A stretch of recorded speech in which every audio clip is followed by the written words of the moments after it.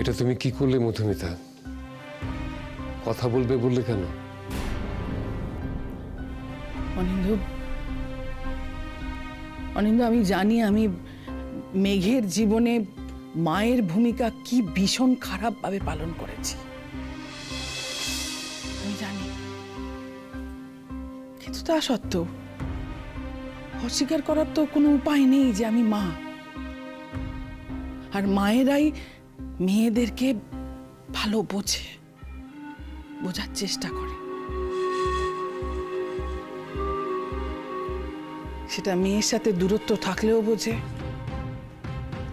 মেয়ে যদি কিছু না বলে বুকে তাহলেও বোঝে,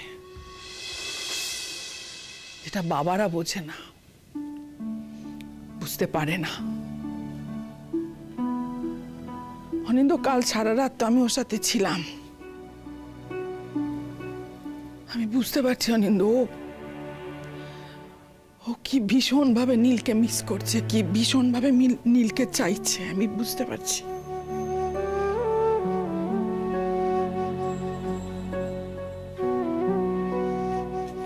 তুমি কোথাও ভুল করছো না তো?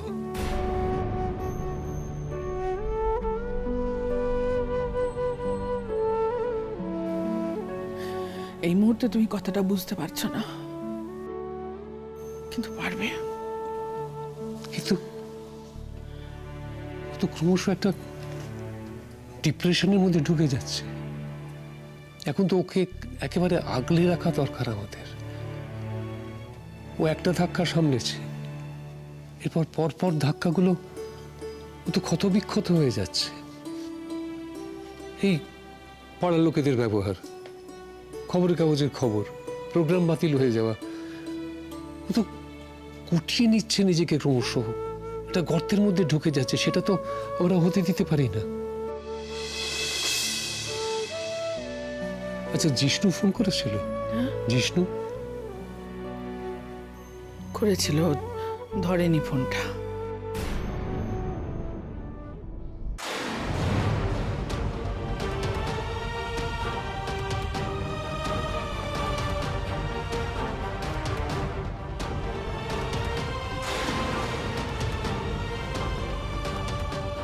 কাল যা কিছু হয়েছে দ্যাট ইজ নাথিং। তুই বুঝতে পারছিস তো কত লোকের বাড়িতে এই নিউজ পেপারগুলো সার্কুলেট হয়, তার মানে কত লোক তোর এই কাণ্ড দেখছে, বুঝতে পারছিস? ভাব।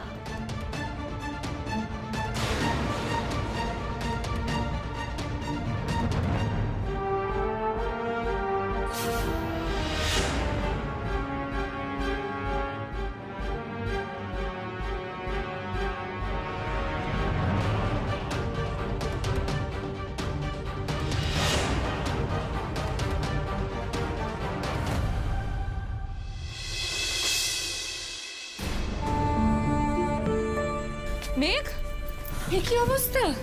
দেখি তুই মদ খেয়েছিস? মেঘ, হোয়াট ইজ দিস বিহেভিয়ার? তুই মদ খেয়ে জিষ্ণুর সঙ্গে তর্চা দিয়ে এগুলো কি করছিস তুই?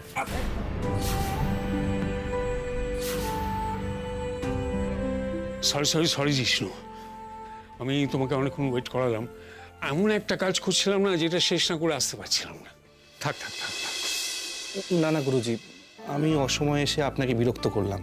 আরে না না, বসো বসো বসো। এখন যারা আমার কাছের লোক, তাদের জন্য আমার সময় অসময় বলে কিচ্ছু নেই। তারা যে কোনো সময় আসতে পারে। তাদের জন্য আমার বাড়ির দরজা সব সময় খোলা।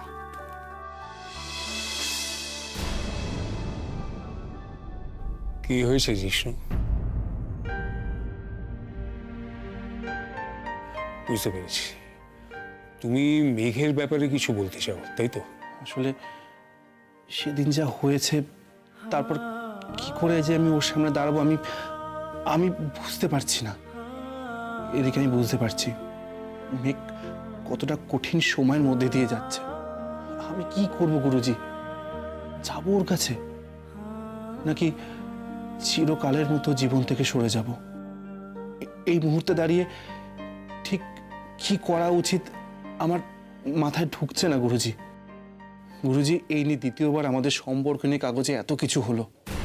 প্রথমবারটাও ঠিক ছিল, কিন্তু এইবারটা যেন সবকিছু হাতের বাইরে বেরিয়ে যাওয়ার মতো অবস্থা। তুমি কি এটা যাতে হাতের বাইরে না যায় তার জন্য কোনো উদ্যোগ নিয়েছো? কি করব আমি তো সেটাই বুঝতে পারছি না গুরুজি। আমার মাথায় কিচ্ছু আসছে না। নীলের বোন আমার কাছে এসেছিল, ও অনেক কিছু জিজ্ঞেস করলো আমাকে। আমি বুঝতে পারলাম ও মেয়েকে হেল্প করতে চায়, আমিও তাই চাই, কিন্তু তোমার সাহস হচ্ছে না মেয়েকে সামনে গিয়ে দাঁড়াবার। কেন সাহস হচ্ছে না কেন? তুমি কি কোনো অপরাধ করেছো? না না গুরুজি, আমি কোনো অপরাধ করিনি। আপনাকে তো সেদিন সব ঘটনা বলেছি।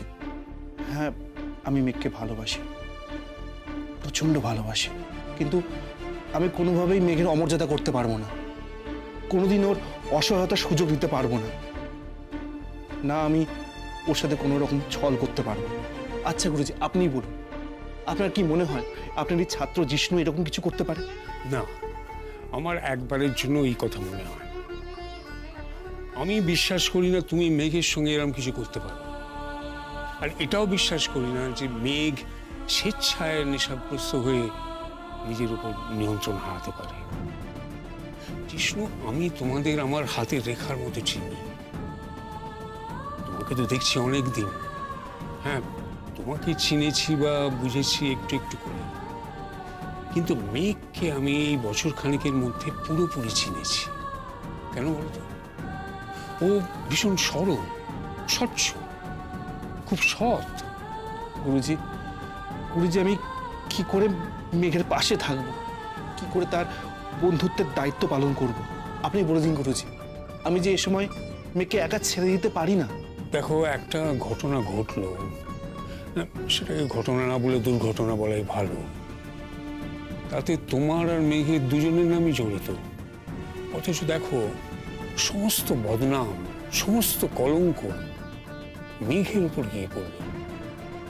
কেন বলতো? কারণ মেঘ একজন মেয়ে। বড় বিচিত্র দেশ আমাদের, বুঝলে জিষ্ণু। এখানে মেয়েদের মূর্তি বানিয়ে ধুমধাম করে পুজো করা হয়। আবার এই দেশেই মেয়েদের জ্যান্ত আস্থা গুলে ছুঁড়ে ফেলে দেওয়া হয়।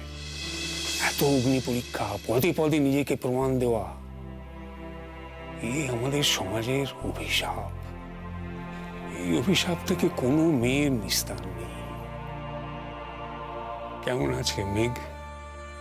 গুরুজি, আমি এখনো সাহস করে উঠতে পারিনি মেঘের সামনে গিয়ে দাঁড়াবার। কি অসম্ভব কথা বলছো তুমি জিষ্ণু। এই এতটা সময়ের পরেও তুমি তার বাড়িতে একবারও যাওনি?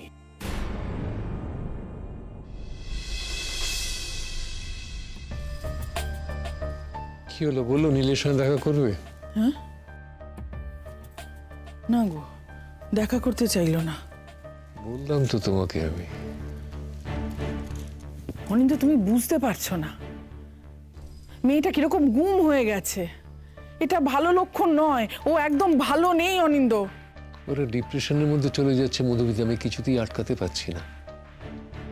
ওই ট্রমাটা থেকে আমি কিছুতে বার করে আনতে পারছি না ওকে। কি করছে এখন? সেই একইভাবে শুয়ে আছে। এই প্রথম মেঘকে নিয়ে আমার এতটা হেল্পলেস লাগছে। কেন যে মেয়েটা হঠাৎ করে এরকম অসীমের সঙ্গে কথা বললাম আমি। অসীম মানে তোমার সেই সাইকিয়াট্রিস্ট বন্ধু? হ্যাঁ। কেন হঠাৎ তার সঙ্গে কেন? সে কি করবে? তার সঙ্গে কথা বলার মতো তো মেঘের কিছু হয়নি। সাইকিয়াট্রিস্টের নাম শুনলে লোকে যে কেন এরকম করেন আমি বুঝতে পারি না। ওর একটা ডিপ্রেশন শুরু হয়েছে। আর মেঘ যে ধরনের মেয়ে, অত্যন্ত চাপা স্বভাবের, অভিমানী, ইমোশনাল, ও যদি একবার ডিপ্রেশনের মধ্যে ঢুকে যায় ওকে বার করাটা খুব মুশকিল। আমি পড়ছিলাম এটাকে বলে মেজর ডিপ্রেসিভ ডিসঅর্ডার। এই ক্ষেত্রে সঙ্গে সঙ্গে তোমার ডাক্তারকে কনসাল্ট করা উচিত। অনিন্দ, আমি কিন্তু তোমাকে এখনো বলছি, নীলকে একটিবার আসতে দাও। ও আসলে সব ঠিক হয়ে যাবে। সেটা তো মেঘই চাইছে না।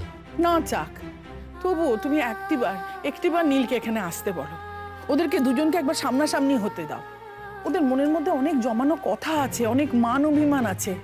দেখবে সেগুলো সব ঠিক হয়ে গেছে। শুধু একটিবার তুমি সামনাসামনি হতে দাও দুজনকে।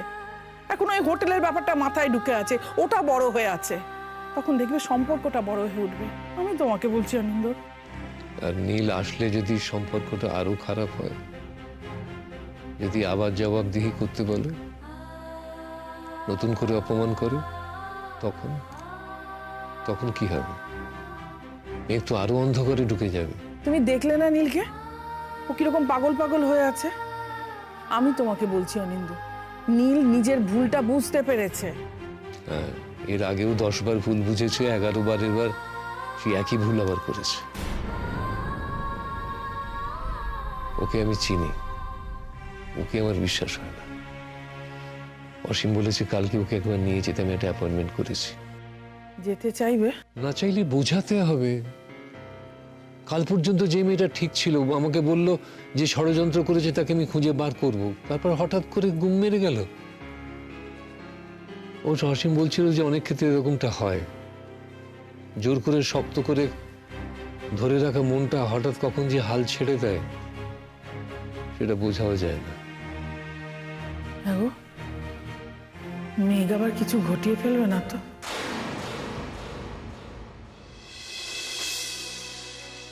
তুমি না এই কটা দিন রাত্রে ওর কাছে থাকো, ওকে একা থাকতে দিও না। আমি দেখি মেয়েটা কি করছে।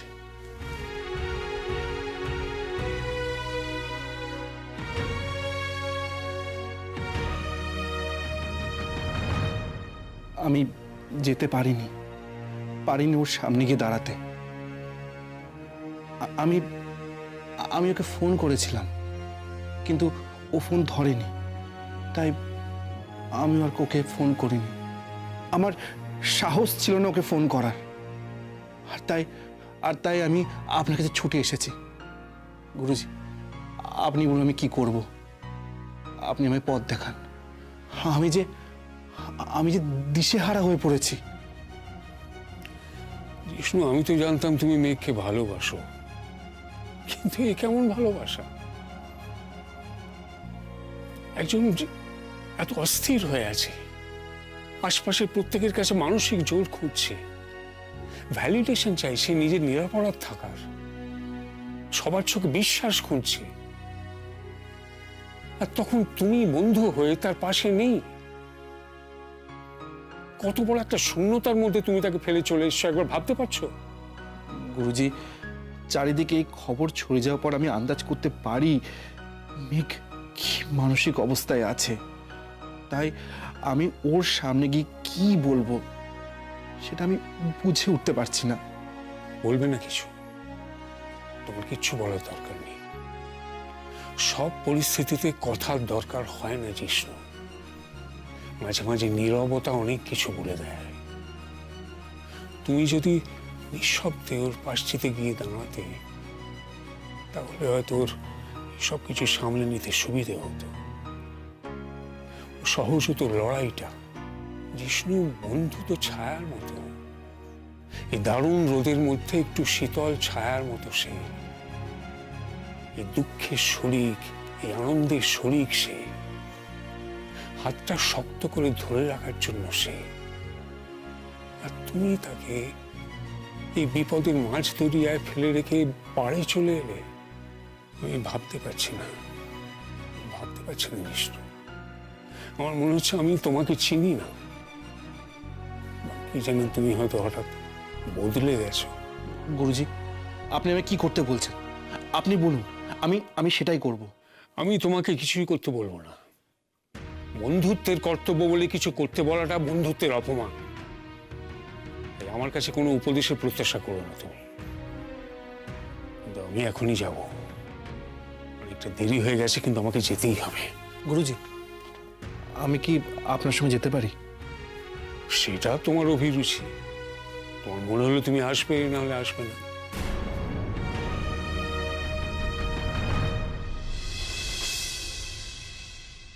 ভুল করেছি মেঘ, আমি ভুল করেছি।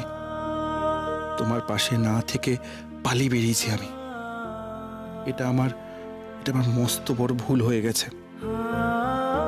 আমি জানি না এরকম কিভাবে হলো, কিভাবে এত বড় ভুলটা আমি করলাম। আমাকে তুমি ক্ষমা করে দিও মেঘ, আমি ভুল করেছি।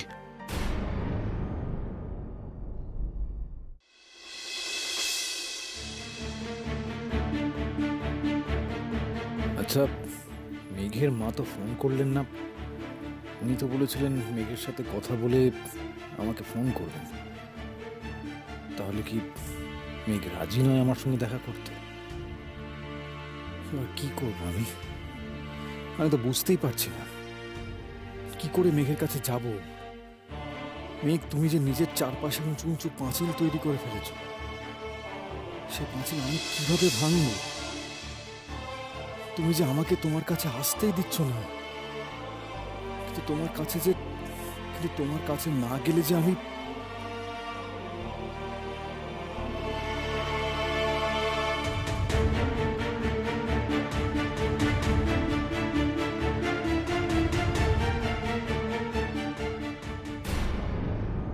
সরি সরি সরি কান্তিদা, আমি খেয়াল করিনি। তোমার লাগেনি তো? না না, ঠিক আছে ঠিক আছে, তুমি খেয়াল করনি তো, তাই তো হতেই পারে। আরে সৌরনীল, তুমি একবার আমার কেবিনে এসো তো, তোমার সঙ্গে কথা আছে। ওকে ম্যাডাম, আমি আসছি।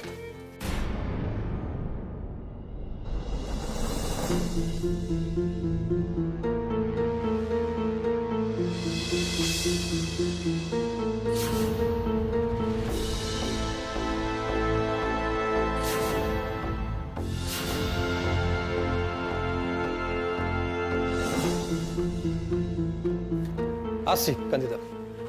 আরে আরে, তাড়াতাড়ি যাচ্ছ কোথায়?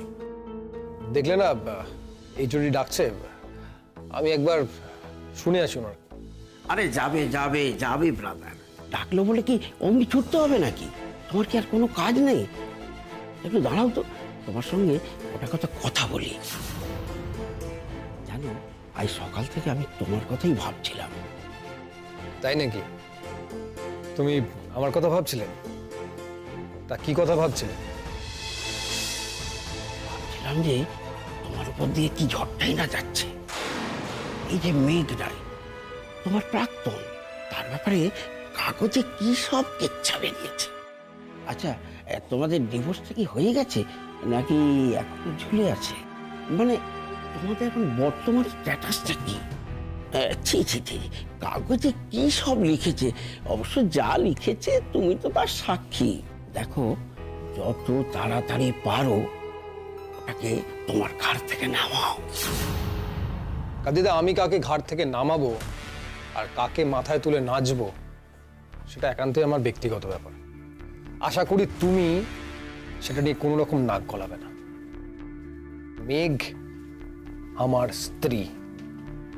হ্যাঁ, ওকে নিয়ে বেশ কিছু পেপারে কিছু ইয়েলো জার্নালিজম হচ্ছে, তবে একটা কথা শুনে রাখো, আমি ওর সম্পর্কে কোনো রকম উল্টোপাল্টা কথা শুনতে পছন্দ করি না।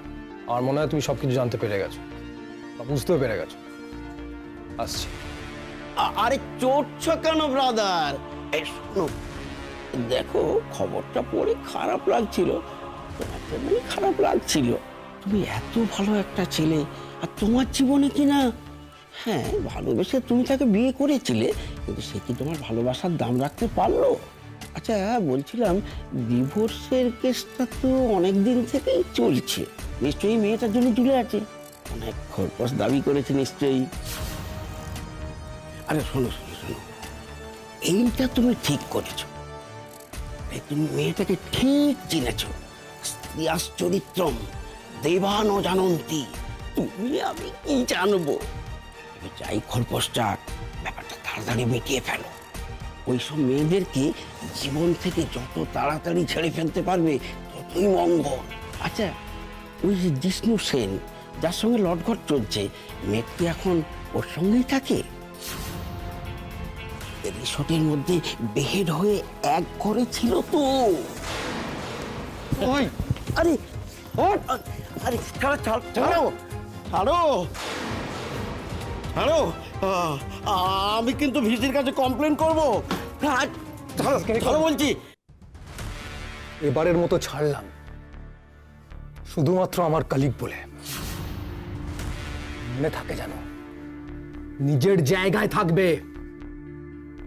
একটা কথা কান খুলে শুনে রাখো, মেঘ আমার স্ত্রী, ওকে নিয়ে যা যা খবর বেরিয়েছে সব মিথ্যে।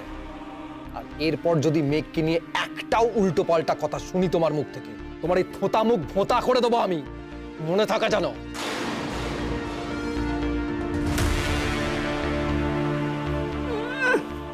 উলোটা বউ নিয়ে আবার বড় বড় কথা। কি হলো এখানে কি? যাও, এই ক্লাসে যাও, ক্লাসে যাও, আরে ক্লাসে যাও।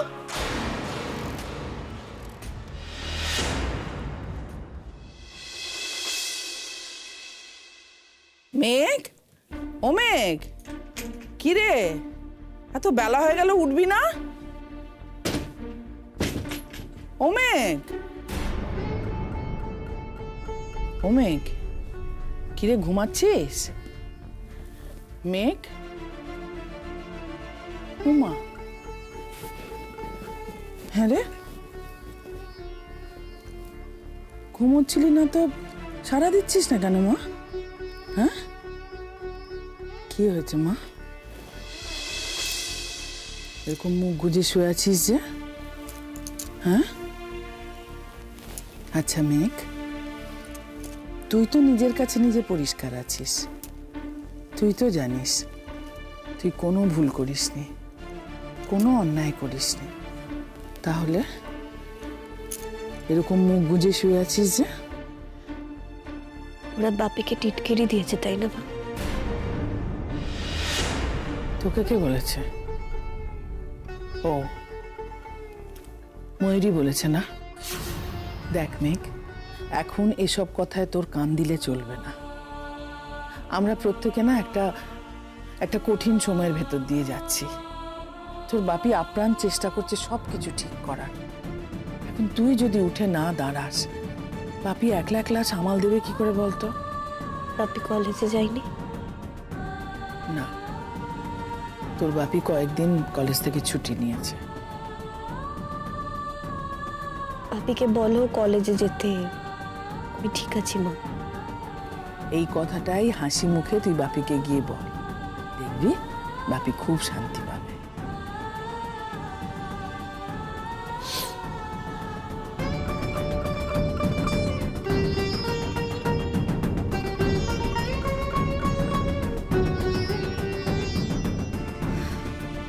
ঠিক আছে, আমি তাহলে বাপিকে গিয়ে বলবো যে তুমি কলেজে যাও, আমি ঠিক আছি।